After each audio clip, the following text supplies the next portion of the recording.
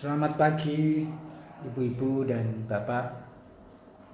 Kita berjumpa kembali di live IG saya pribadi.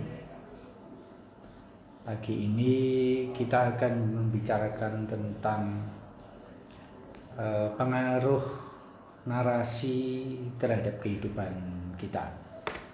Ya, jadi semua orang tentu mengharapkan hidup yang sukses. Akan tetapi ternyata narasi kita itu yang menentukan apakah hidup kita penuh sukses atau sebaliknya penuh kegagalan. Apa sih narasi itu? Narasi ini adalah, ya bayangkan aja jika ibu dan bapak misalnya lagi ngobrol di kafe gitu ya dengan orang lain gitu. Kira-kira apa saja sih yang bakal diceritakan kepada teman yang di kafe itu ya. Nah, kata-kata atau kalimat atau cerita yang keluar dari mulut kita itulah yang menentukan jalan hidup kita ya. Bukan situasinya seperti apa, tapi bagaimana kita merepresentasikan diri kita kepada orang lain itu sangat berpengaruh pada kesuksesan hidup kita. Ya, nah kemarin saya sudah meminta ibu-ibu dan bapak untuk menuliskan kisah hidupnya dan saya akan bahas ya pagi ini. Sekali lagi terima kasih pada beberapa ibu yang kebetulan berumur setara semua. Saya terima dari Bu Indah di Bekasi, Bu Leni di Kediri, Bu Sylvia Dewi di Jogja, dan Bu Purnama di Jakarta ya, 4. Ada satu lagi bukan menulis satu lembar tapi surat yang sangat panjang, jadi itu kita bahas di lain waktu saja. Ya, ya ini tulisan cerita dari Bu Indah, ini Bu Leni, ini Bu Sylvie, dan ini Bu Purnama. Ya. Kalau ibu dan bapak perhatikan, saya memberikan stabilo pada kisah hidup ibu berempat tersebut. Jadi nanti kalau mau mempraktekkan cara yang sama, ibu dan bapak sediakan 4 jenis warna stabilo ya, hijau, biru, merah, dan kuning. Buat apa keempat warna ini? Hijau untuk menstabilo narasi hidup ibu dan bapak yang positif ya, yang setelah ibu baca lagi, oh ini positif gitu ya. Biru ini untuk narasi hidup yang netral ya, kesannya netral tapi cenderung positif. Kuning untuk narasi hidup yang netral tapi cenderung negatif. Lalu merah adalah narasi hidup yang negatif ya. Jadi sekali lagi, narasi hidup itu sebenarnya adalah isi pikiran kita ya. Bayangkan kalau secara selintas kisah hidupnya Bu Indah ini lebih banyak saya stabilo hijau dan kuning, hanya ada satu merah. Berarti bayangkan kalau kita bertemu Bu Indah di kafe maupun ketika berkenalan pertama kali, pastilah kita terkesan akan sikap hidupnya yang positif ya. Sebagai contoh saya bacakan satu paragraf ya. Di usia 2 tahun sampai SMP kelas 2 semester 4 saya tinggal di Surabaya. Ya, ini netral saja. Masa-masa SD saya sangat menyenangkan. Ini hijau ya. Saya punya banyak teman dan bahkan ada 2 orang yang bersahabat dengan saya hingga saya dewasa. Ini hijau. Lulus dari SD, saya bisa dibilang berprestasi. Ini biru, ya. Kenapa? Berprestasi itu hijau, tapi bisa dibilang. Jadi narasi Bu Indah di sini meragukan prestasinya sendiri. Karena saya memperoleh 6 tertinggi ketiga di sekolah, ini hijau. Dan saya berhasil masuk sekolah menengah favorit, hijau. Saat SMP di Surabaya juga saya lewati dengan mulus, ini hijau. Dan tidak ada kendala, ini biru. Kendala itu merah, tidak ada kendala, itu mengesankan netral saja, ya. Tapi cenderung positif. Namun sayangnya di semester 4 saya harus pindah. Ini saya beri stabilo biru, netral cenderung positif, karena ayah saya pindah tugas ke Medan. Jadi saya stabilo kuning. Kenapa? Karena cenderung tadi negatif. Tapi kalau kita perhatikan, namun sayangnya di semester 4 saya harus pindah karena ayah saya pindah tugas. Di dalam kalimat itu, Bu Indah quote unquote merasa sebagai korban. Korban dari apa? Dari keputusan ayah pindah tugas ke Medan. Nah, seringkali dalam hidup kita merasa diri kita hanyalah aktor pendukung. Aktor utamanya adalah orang lain.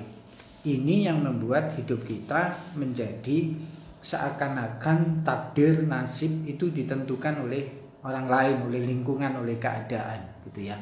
Makin kita bisa mengambil alih kontrol hidup pada diri kita sendiri, kita memandang hidup kita ini aktor utamanya, maka narasi kita akan berubah, ya. Kita ambil contoh misalnya tulisan Bu Leni dari Kediri, ya. Terima kasih sudah menuliskan. Ya, di bagian atas ada kuning, lalu hijau, ada 3 merah gitu ya. Cukup banyak hijau. Ya, kebetulan Bu Leni ini pernah mengikuti beberapa seperti terapi naratif gitu ya. Therapeutic creative writing, sehingga hidupnya makin positif. Saya bacakan, saat itu aku sendirian sebagai anak-anak. Saya beri stabilo kuning karena hanya menceritakan sendirian, bukan kesepian, ya. Jadi kalau ada apa-apa diselesaikan oleh orang dewasa, dan tentu saja itu hal yang normal. Anak kecil problemnya diselesaikan oleh orang dewasa, dan itu saya beri stabilo kuning, ya. Mulai kelas 4 aku mengejar nilai akademik, hijau. Aku memacu diriku sendiri, hijau. Mengatur jadwal hidup sehari-hari, hijau, supaya teratur, hijau, ya. Dan seterusnya di masa kuliah Bu Leni menuliskan, aku kuliah di jurusan informatika karena saat SMA aku pikir itu jurusan yang keren, hijau. Meskipun aku nggak ngerti bakal diajari apa di tempat kuliah, itu merah, ya. Saat itu aku merasa diriku pintar, hijau. Tapi setelah masuk kuliah ternyata aku tidak cukup pandai, ini biru, ya. Jadi tekniknya adalah setelah ibu dan bapak menuliskan narasi, lalu mengevaluasi sendiri mana yang hijau, mana yang biru, mana yang kuning, mana yang merah. Lalu usahakan hidup itu fokuskan, perbanyak, memperkuat hal-hal yang sudah hijau, ya. Jadi yang sudah hijau itu diperbanyak. Lalu yang kuning dan merah perbaiki dengan cara menggunakan yang hijau. Jadi jangan fokus pada merahnya. Misalnya, ya contoh pada tulisannya Bu Silvi, ya. Saya baca misalnya, waktu SD saya termasuk anak yang dianggap spesial, kuning, menyusahkan orang tua dan guru, merah. Saya juga jarang masuk sekolah, tidak tertarik untuk belajar. Merah, saya lebih suka membaca buku-buku di luar pelajaran sekolah. Hijau, jadi dalam kehidupan nyata, kalau tadi misalnya tidak tertarik untuk belajar itu merah, tapi ada hijaunya yaitu lebih suka membaca buku-buku di luar pelajaran sekolah, perkuat yang hijau untuk mengurangi merahnya itu nanti menjadi kuning. Ya, jadi baca buku-buku di luar pelajaran sekolah yang masih nyambung dengan pelajaran sekolah contohnya. Maka yang tidak tertarik untuk belajar itu kelak akan berubah narasinya seperti itu ya. Di masa dewasa misalnya Bu Sylvie menulis ya, saya berkali-kali ganti bisnis. Ini saya stabilo biru ya, karena berganti-ganti bisnis bisa saja menunjukkan orang yang kreatif gitu kan. Kemudian juga dituliskan di sini sudah 4 tahun ini saya menjalankan bisnis florist gitu ya. Jadi keteguhan 4 tahun menjalankan bisnis itu karena hijau mesti dipakai, diperkuat untuk membuat tadi yang biru berkali-kali ganti bisnis menjadi hal yang hijau gitu ya. Seperti itu ya. Pada tulisan Bu Purnama ya, ada 2 halaman. Di awal-awal hidup kebanyakan banyak hijaunya, baru terakhir itu mulai ada merah ya. Misalnya waktu tesis saya seringkali menunda-nunda gitu ya. Benarkah itu hal negatif menunda-nunda? Belum tentu.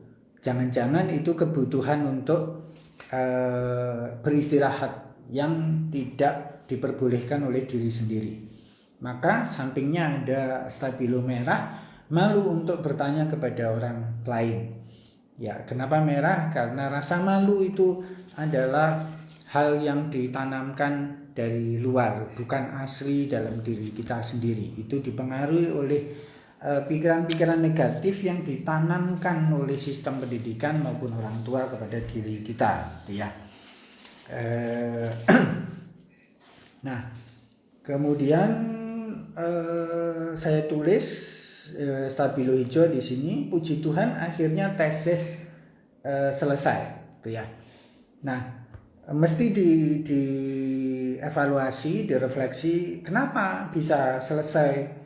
Padahal diawali tadi dengan kuning yang sering menunda-nunda. Nah, setelah ketemu hasil analisisnya, oh saya berhasil tuh karena saya tekun begini-begini misalnya gitu ya. Nah, itu nanti hasil analisis kenapa narasinya hijau itu pergunakan untuk memperbaiki yang tadi biru, kuning, dan merah. Sederhananya begitu. Jadi hidup kita sangat ditentukan oleh apa yang ada di dalam isi kepala kita.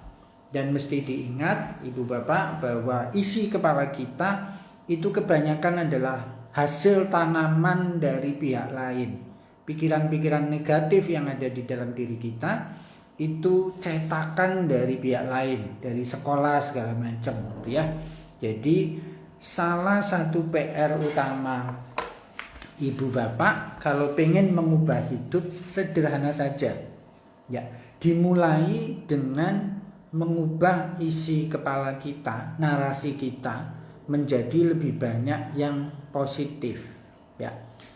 Sesat pikir segala macam mesti dihapuskan.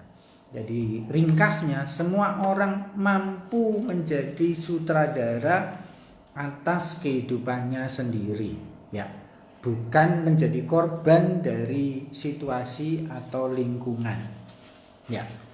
Kebetulan saya bikin juga program setahun menulis jurnal ya, nanti bisa tanya ke Kori di 0817 181 708.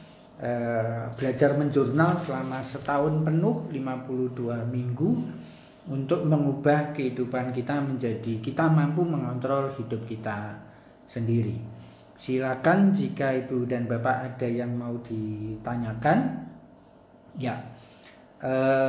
Terima kasih untuk respon yang luar biasa, ada 43 orang mengikuti. Silakan tulis di chat kalau mau bertanya. Boleh jadi 2 minggu lagi kita boleh lagi menulis tentang seperti ini. Saya ajarkan teknik-teknik journaling yang bisa mengubah pola pikir kita lagi nanti ya. Hal-hal yang bisa kita kerjain dengan gampang di rumah sendiri. Silahkan jika ada yang mau bertanya. Ada pertanyaan dari Ibu Purnama, Pak. Maaf, boleh dijelaskan bedanya merah, kuning, hijau, dan biru? Ya, jadi merah sekali lagi adalah narasi atau cara kita menyampaikan kata-kata ya, keluar dari mulut kita lewat lisan maupun tertulis yang cenderung kita nilai itu negatif, ya, buruk. Seperti itu. Kuning, narasi yang cenderung netral, ya, yang netral tapi cenderung ke merah, ya, cenderung ke merah, cenderung negatif, ya.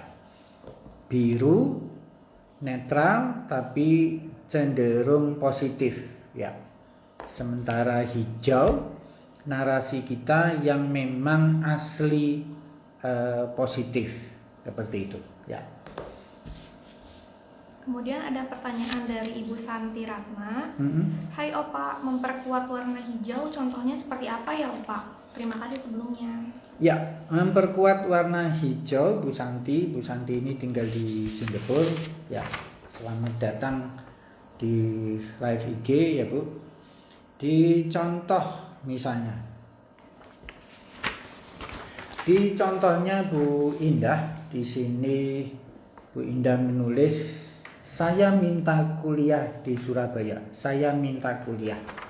Minta kuliah berarti Bu Indah tahu apa yang diinginkan dan kedua bersedia mengatakannya kepada orang lain. Ya, keinginannya, kebutuhannya dinyatakan kepada orang lain. Maka dua hal ini, yaitu tahu apa yang dimaui dan menyampaikan kemauannya pada orang lain, ini mesti lebih sering disampaikan kepada dalam berinteraksi dengan orang lain gitu ya. Jadi hijaunya ini yang diperkuat apa ya, tergantung narasinya gitu kan, seperti itu. Contoh lain masih di Bu Indah, misalnya di sini dituliskan, bahkan ada 2 orang yang bersahabat dengan saya hingga saya dewasa. Nah, itu hijau. Nah, untuk bisa bersahabat, orang itu butuh apa? Gitu ya. Misalnya butuh kemampuan mendengarkan omongan sahabatnya, butuh komitmen untuk memberikan waktu kepada sahabatnya. Nah, supaya hijaunya itu makin luas, kemampuan mendengar dan memberikan waktu pada sahabat itu ya di extend, ya, diperluas pada orang-orang lain, misalnya kepada pasangan, sehingga akhirnya dengan pasangan kita juga bisa bersahabat, atau dengan anak-anak kita meluangkan banyak waktu untuk mendengarkan dan sengaja memberikan waktu banyak untuk anak-anak gitu ya. Nah, itu akan membuat anak-anak juga bisa menjadi sahabat kita dan sebaliknya kita dianggap sahabat oleh anak-anak. Seperti itu. Jadi hijau ini tergantung isi di dalamnya itu, setelah dianalisis itu komponennya apa gitu Bu Santi. Ya. Kemudian ada pertanyaan dari Ibu atau Bapak Deskos Taseruku, apa masih boleh mengirimkan lagi tulisan dan cerita bagi yang baru tahu hari ini? Ya Bu, nama aslinya saya tidak tahu. Terima kasih Ibu, saya hafal Ibu sering mengikuti IG saya. Terima kasih juga sudah menggunakan buku saya Tercekik Kasih sebagai IG profil Ibu ya. Masih boleh menuliskan, cukup selembar saja seperti contoh Bu Indah dan Bu Silvi tadi. Tapi mungkin kita akan bahas lagi di baru 2 minggu lagi ke depan, karena minggu depan saya praktek penuh di Purwokerto. Ya, silakan Bu. Belum ada lagi Pak. Ya, silakan Ibu Bapak jika ada pertanyaan. Ya, sekali lagi inti dari forum kita pagi ini adalah belajar mengontrol atau menentukan takdir buat hidup kita sendiri, gitu ya. Jadi ternyata tanpa kita sadari apa yang kita ucapkan, kata-kata yang kita sampaikan sehari-hari itu sangat menentukan hidup kita. Misalnya ada orang yang dengan gampang mengatakan ini sulit, ini berat, gitu ya. Misalnya contoh kalau di ruang klinik saya baru ngomong ini, Ibu Bapak coba ya pakai tools ini, zona emosi untuk anak-anak. Ini ngajari anak-anak seperti seperti traffic light, gitu ya. Baru saya ngomong gitu, aduh ini susah Pak, gitu. Belum dicoba sudah ngomong susah, itu berarti narasinya negatif, ya. Maka hal itu pasti akan jadi susah, gitu ya. Kenapa? Karena si pikiran ini men-setting, memprediksi apa yang akan terjadi itu berat, seperti itu, ya. Ada pertanyaan? Ada pertanyaan dari Ibu Nimas. Saya perhatikan keempat contoh narasi yang ada semua menggunakan tulisan tangan. Apa memang harus begitu atau boleh diketik kok Pak? Boleh saja diketik, tapi journaling itu memang sebaiknya tulisan tangan. Karena energi fisik, energi mental, energi emosional, dan energi spiritual itu lebih bisa keluar lewat tulisan tangan, gitu ya. Tapi nggak apa-apa kalau yang nggak terbiasa, gunakan dulu journaling itu dengan note, dengan pad, di Mac juga, di laptop juga boleh, gitu ya. Ada pertanyaan dari Ibu Agatha. Ketika kita membuat narasi positif dalam pikiran kita, tiba-tiba buyar dengan perkataan orang lain dalam satu rumah kita. Bagaimana membuat pagar untuk pikiran kita, Opa? Ya, nggak apa-apa. Jadi kalau melakukan journaling, Ibu Bapak sebaiknya memang menyediakan tempat dan waktu khusus. Ya, misalnya kalau rutin, ya saran saya rutin, misalnya sehari cukup 10-15 menit. Misalnya bangun tidur begitu ya, masih di pinggir ranjang, tuliskan perasaan atau pengharapan, jurnal pengharapan, jurnal syukur ya, maupun tadi menulis surat minta maaf kepada diri sendiri, gitu ya, seperti itu. Jadi supaya tidak banyak distraksi dari luar. Jika ternyata 8 menit sudah selesai, padahal kita menjatahkan 10 menit, ya biarin sampai 10 menit. Tapi sebaliknya kalau sudah 10 menit selesai, tapi tulisan kita belum beres, belum selesai, ya lanjutin aja. Ya, karena menulis jurnal itu kayak berhubungan dengan diri sendiri. Problemnya adalah banyak orang yang hidupnya merasa dirinya jadi korban, itu karena malah kehilangan dirinya. Kayak bercerai dengan dirinya sendiri, bercerai dengan tubuhnya, berpisah dengan perasaannya sendiri, berjauhan dengan pikirannya, seperti itu ya. Sehingga tadi malah orang luar, lingkungan yang masuk kepada diri kita. Jadi marilah setia, berkomitmen kepada diri sendiri ya. Ada pertanyaan dari Ibu Anindya. Menulis jurnal tidak boleh ketika sedang emosional ya Pak, supaya tidak banyak narasi negatif? Enggak juga. Jadi perasaan negatif, perasaan positif itu semuanya hal yang perlu diungkapkan ya. Dan sebenarnya semua perasaan itu wajar dan alamiah. Kalau Ibu ikutin IG dan Facebook saya, Ibu akan belajar bahwa semua perasaan itu logis. Jadi sedih itu boleh karena kita kehilangan sesuatu, marah itu boleh karena hak kita dilanggar, dan perasaan itu ada pesannya. Marah karena hak dilanggar, maka kita perlu menetapkan dan menyampaikan personal boundaries kepada orang lain, seperti itu. Jadi tuliskan saja jurnalnya di dalam suasana hati apapun, ya. Ada lagi, Mbak Ima? Opa, sejak usia berapa tahun seorang anak harus memutuskan sendiri narasi hidupnya?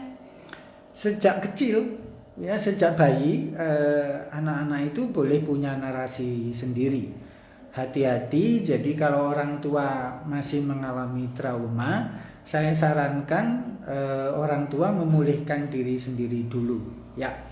Ibu bapak juga bisa ikutin IG-nya Bu Dr. Kurnianing Isololipu, ya. Beliau punya putri yang sudah remaja dan beliau sudah belajar bahwa orang tua itu harus mendahulukan dirinya sendiri dulu, memulihkan diri supaya tidak mentransfer, ya, mewariskan traumanya kepada anak-anaknya, ya.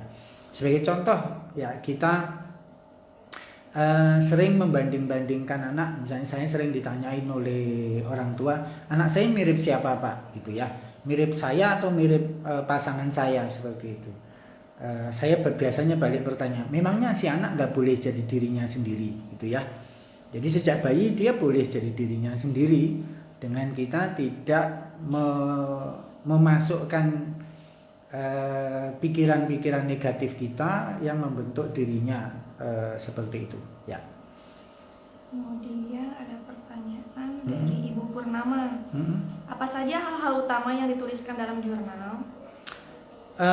Jurnal, kalau jurnal harian Bu Purnama lebih baik menuliskan tentang jurnal perasaan. Jurnal perasaan itu pakai I statement, I feel bla bla bla when bla bla bla, gitu ya.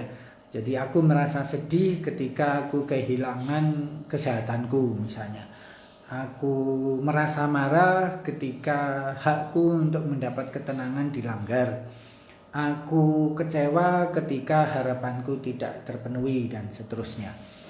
Juga tuliskan setiap hari jurnal syukur. Jurnal syukur itu misalnya 3 hal yang di dalam diri kita, yang sudah ada di dalam diri kita, potensi, kebiasaan yang kita syukuri. Misalnya saya bersyukur saya punya sifat teliti, saya bersyukur bahwa saya punya sifat bisa berpikir kompleks, gitu ya. Lalu sebutkan juga 3 hal yang kita syukuri dari luar. Saya bersyukur cuaca Bandung sejuk, gitu ya. Saya bersyukur punya anak buah yang loyal, gitu ya, yang komit, gitu, dan macam-macam lagi, gitu ya. Juga bisa dituliskan jurnal pengharapan, apa yang ibu bapak harapkan untuk hari itu, ya, seperti itu, ya. Karena jurnal pengharapan itu seperti berniat untuk mencapai sesuatu, dan kalau kita berniat, seluruh energi diri kita akan fokus ke niat tersebut, ya. Ya. Kemudian ada pertanyaan dari Ibu Ing Chan. Menulis jurnal itu manfaatnya untuk apa ya? Apakah harus dibaca berulang-ulang tiap hari untuk evaluasi? Ya, menulis jurnal manfaatnya, kita ini tadi Ibu yang saya sampaikan seringkali paling jahat itu kepada diri sendiri, ya. Manusia itu paling jahat pada dirinya sendiri, bukan kepada orang lain, ya. Jarang senyum, mungkin nggak pernah senyum kepada diri sendiri, nggak pernah memeluk diri sendiri, ya, nggak pernah mengucapkan terima kasih kepada diri sendiri.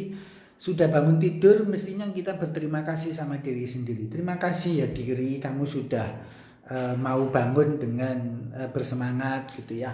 Terima kasih ya diri sendiri, sudah bekerja keras, dan seterusnya, seperti itu. Jadi makin kita mau menjurnal, makin kita berkoneksi dengan diri sendiri, sehingga kita terus jadi manusia yang berkesadaran. Jadi bukan jadi robot, bukan jadi zombie, gitu ya.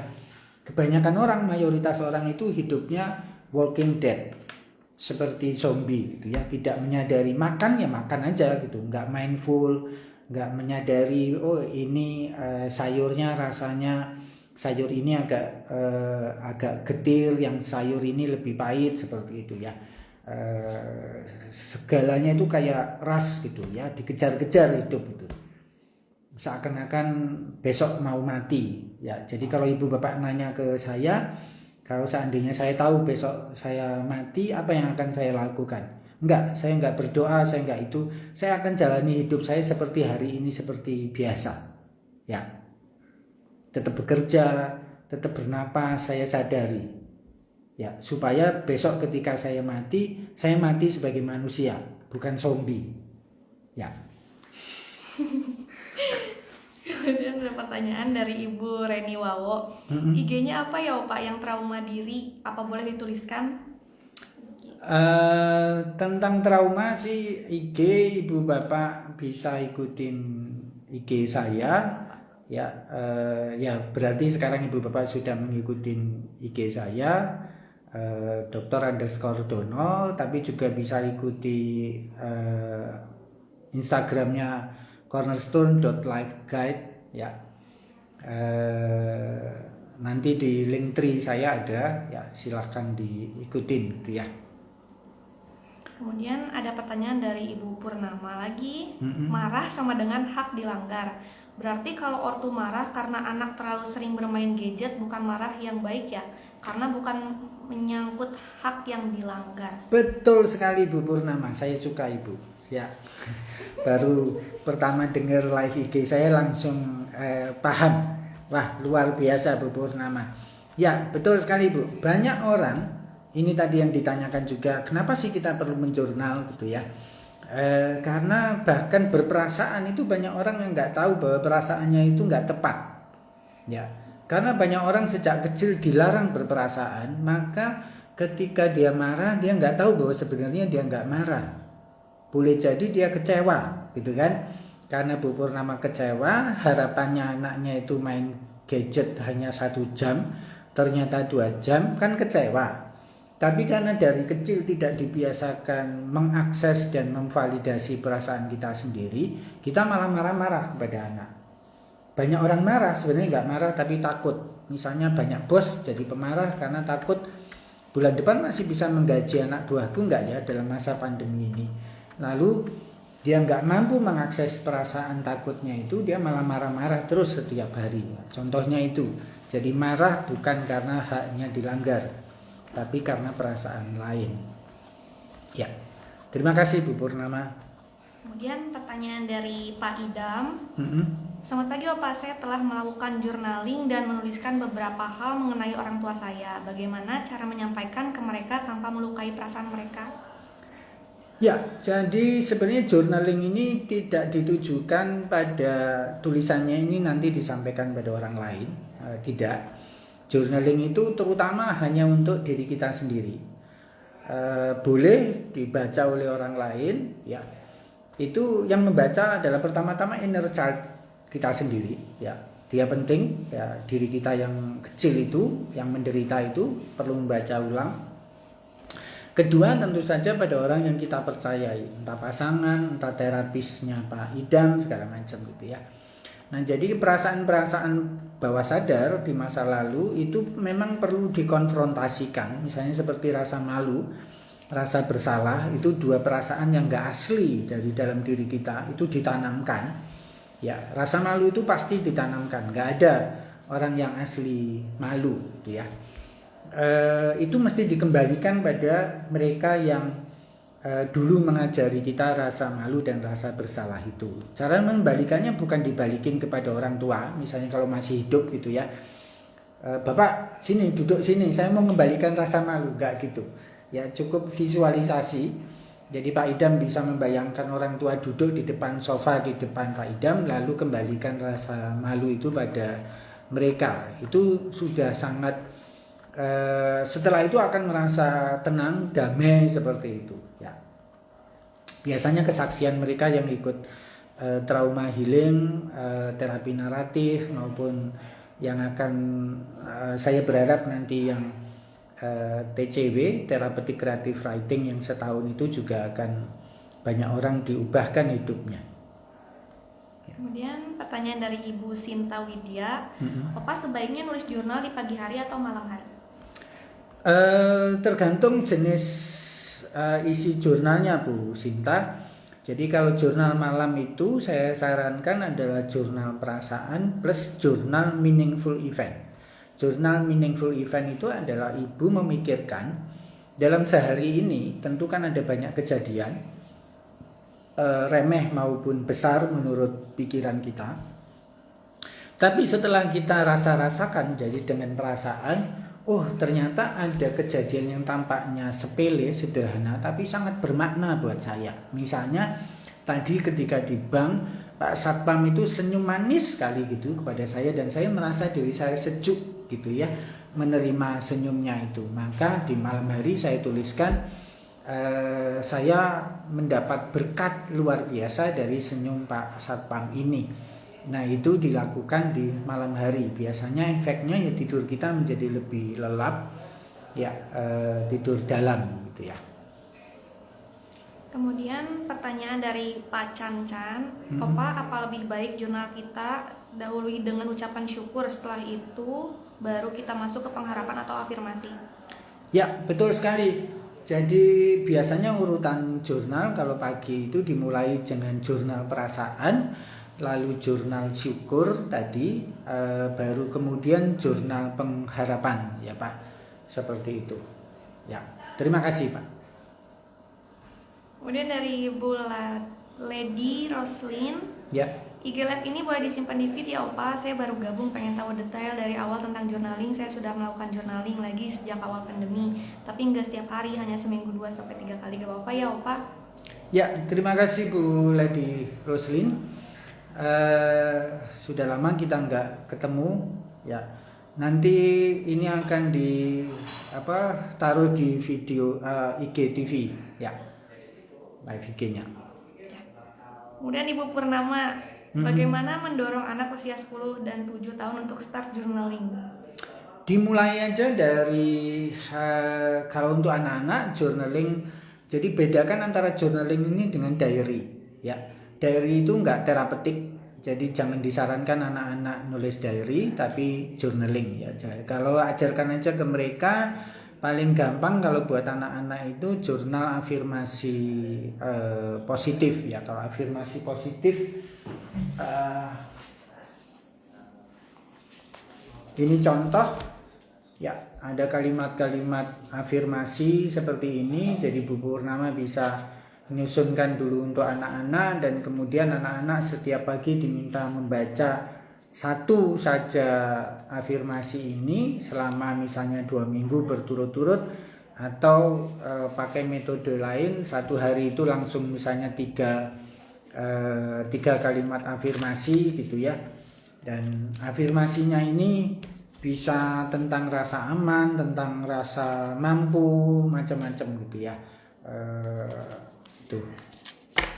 Untuk anak-anak sebaiknya dimulai dari afirmasi positif karena efeknya akan lebih terasa ya. Oh ya, tadi Bapak yang tadi menanyakan, afirmasi positif bisa terakhir Pak setelah jurnal pengharapan.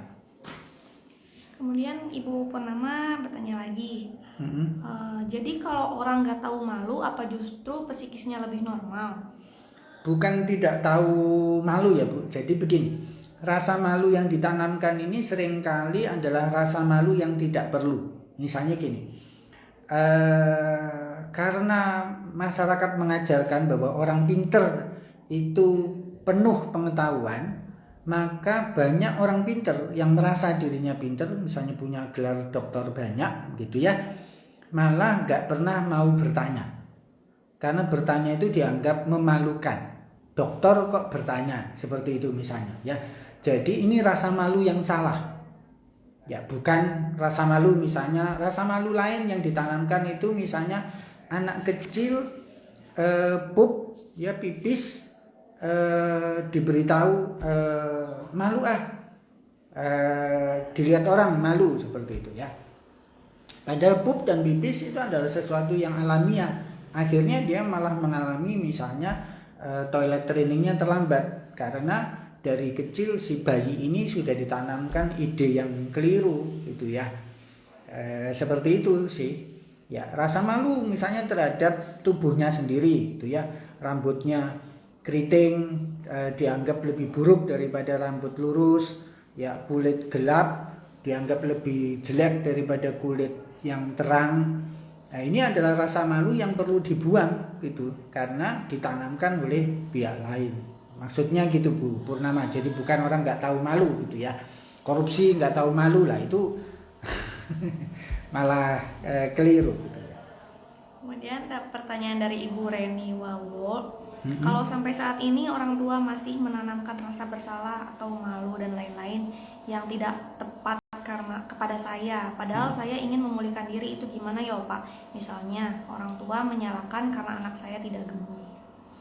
Ya, jadi kalau ibu mendapati orang lain malah menanamkan rasa malu, rasa bersalah itu pada putra putri ibu, ya ibu kemudian yang perlu menghapus gitu, karena kan kita tidak bisa mengontrol perilaku orang lain gitu ya. Oma, opa, jangan ngomong begitu gitu ya. Lebih baik ketika orang lain menanamkan sesuatu yang negatif kepada anak-anak, ibu segera tumpuki gitu ya dengan pemikiran positif lainnya seperti itu ya. Jadi misalnya kok kamu kurus sih gitu. Nah kemudian ibu tambahkan misalnya adik sehat kok gitu ya, adik aktif, makannya sudah cukup bergizi seperti itu ya. Kemudian ada cerita dari Ibu Rinai, cuman ini kayaknya belum selesai. Saya pernah menulis jurnal yang saya download dari Rahel tentang inner child selama 7 hari. Ada satu perintah, yaitu menulis dengan tangan kiri bagi yang biasa menulis dengan tangan kanan. Apa manfaatnya? Ya, menjurnal dengan tangan non dominan ya Bu. Pada orang kidal tentu dia menulis dengan tangan kanan, dan sebaliknya pada orang yang terbiasa menulis dengan tangan kanan menulis dengan tangan kiri. Sebaiknya sih bukan tulisan karena akan susah dibaca, tapi itu menggambar.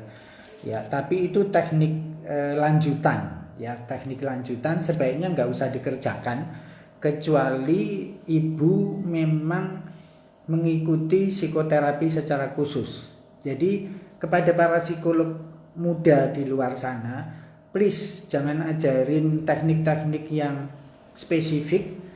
Itu juga dibagikan kepada orang yang nggak mengikuti psikoterapi secara khusus. Nanti mereka malah bisa tersesat ya. Jadi ada teknik-teknik khusus itu yang memang perlu coach, perlu mentor seperti itu, supaya kita jalan itu ada barengannya gitu ya, ada jalan bersama-sama gitu.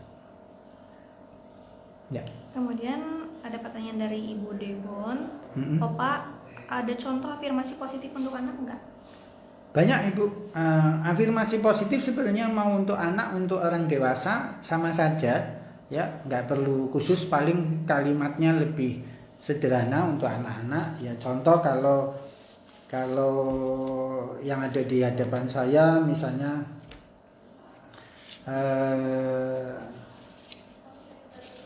sebentar ya Bu. Misalnya aku aman, aku kuat, aku senang belajar gitu Bu ya. Seperti itu, aku penuh rasa ingin tahu gitu. Itu cocok untuk anak-anak. Tadi tergantung yang mau ditanamkan pikiran tentang apa gitu ya. Misalnya tentang rasa aman, tentang rasa dicintai, tentang keinginan tahu gitu ya.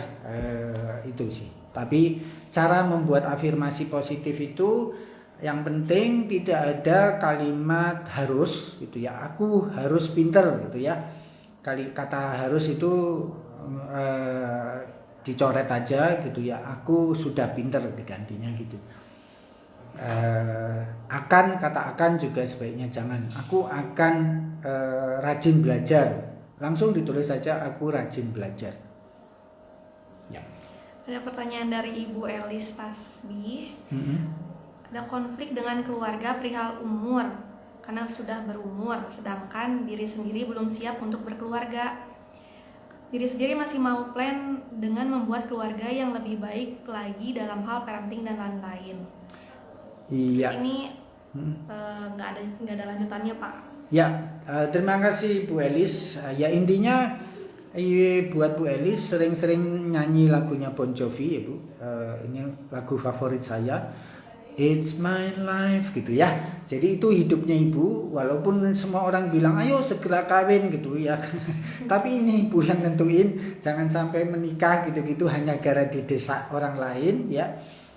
Ibu perlu belajar yang namanya personal boundaries, bikin secara tertulis juga personal boundariesnya, lalu disampaikan ke orang lain gitu ya. Seperti itu. Ada banyak teknik-teknik personal boundaries ya. Ibu bisa belajar itu. Tapi saya dukung ibu lebih baik merencanakan dengan baik daripada cepat menikah lalu terbentur-bentur gitu ya. Udah, Pak. Ya. Terima kasih Ibu dan Bapak sudah mengikuti live IG ini. Sampai ketemu 2 minggu lagi ya. Silakan menuliskan lagi, tapi 2 minggu lagi kita nulis saja dua paragraf ya. Bagaimana kalau 2 minggu lagi kita nulis tentang perjalanan karir ya, khusus tentang perjalanan karir atau bisnis ya. Berarti kita hanya bahas nanti bagaimana kita mampu menentukan perjalanan karir dan bisnis kita sendiri ya. Sampai jumpa 2 minggu lagi.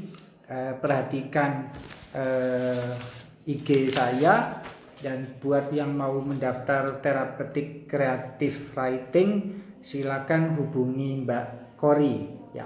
Terima kasih. Sampai jumpa. Tuhan memberkati Ibu dan Bapak semua.